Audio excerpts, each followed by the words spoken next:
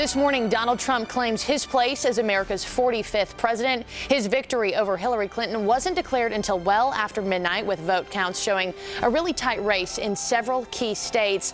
Political analyst Mark Sandalo now joins us from Washington to delve into those details. Good morning, Mark. Thanks for being with us. Good morning. So, was, arguably the biggest upset that we have seen in American politics. What is Washington thinking right now? Is it just in shock?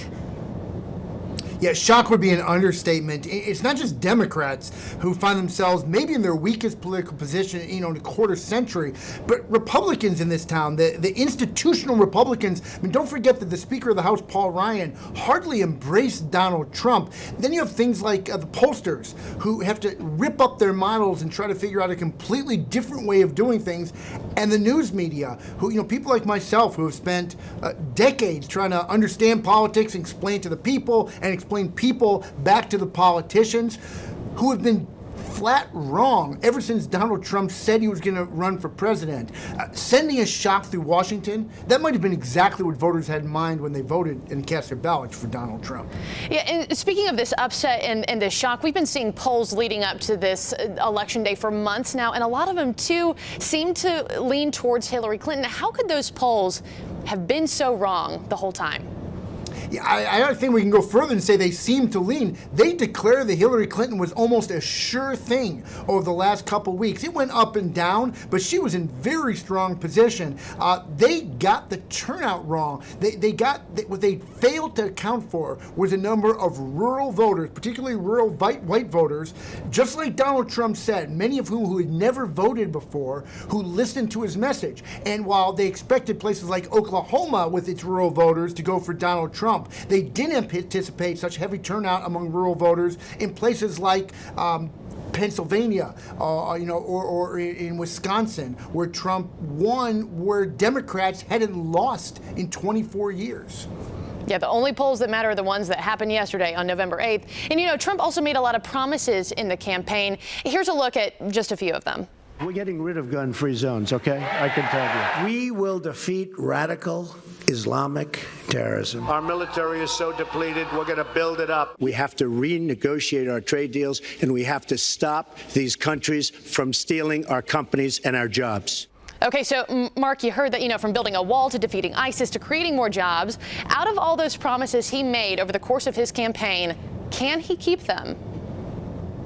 He can build a wall. Getting Mexico to pay for it, that's going to be interesting to watch. Some of these, no question, can accomplish. Cutting taxes for the middle class and even for the wealthy, that's likely to be able to happen. It's much more difficult to follow through on things like defeating ISIS. I mean, he says he knows more than the generals, but the generals don't necessarily agree with that. That's a tough task. He said he would jail Hillary Clinton. Now, he probably is going to back away from that. He said that he wants to have a religious test to keep Muslims out of the United States. I don't think Republicans here in Washington would ever pass legislation along those lines. So some are going to be easier than others. We're heading into a real period of political turbulence.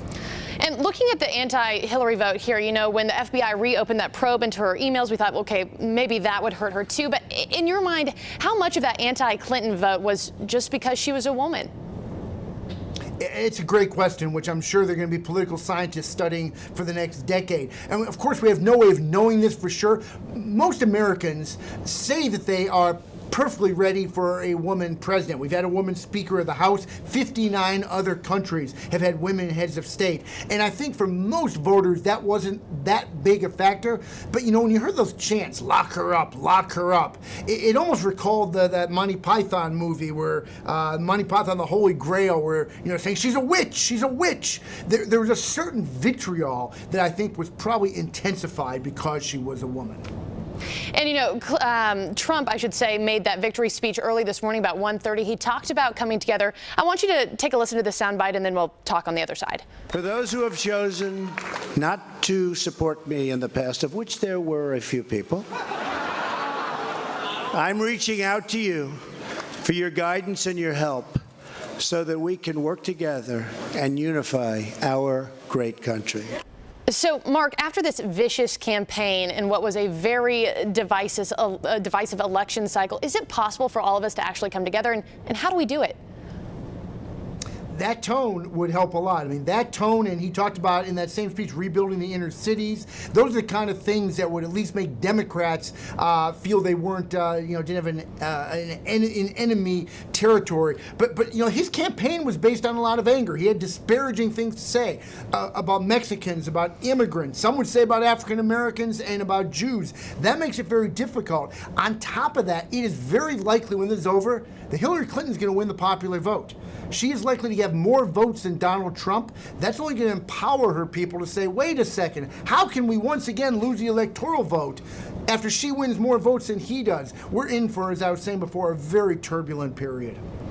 We are waking up to a different country, that is for sure. Mark Sandalo, thank you so much. A lot to digest later on today and in the coming months until he takes the Oval Office in January.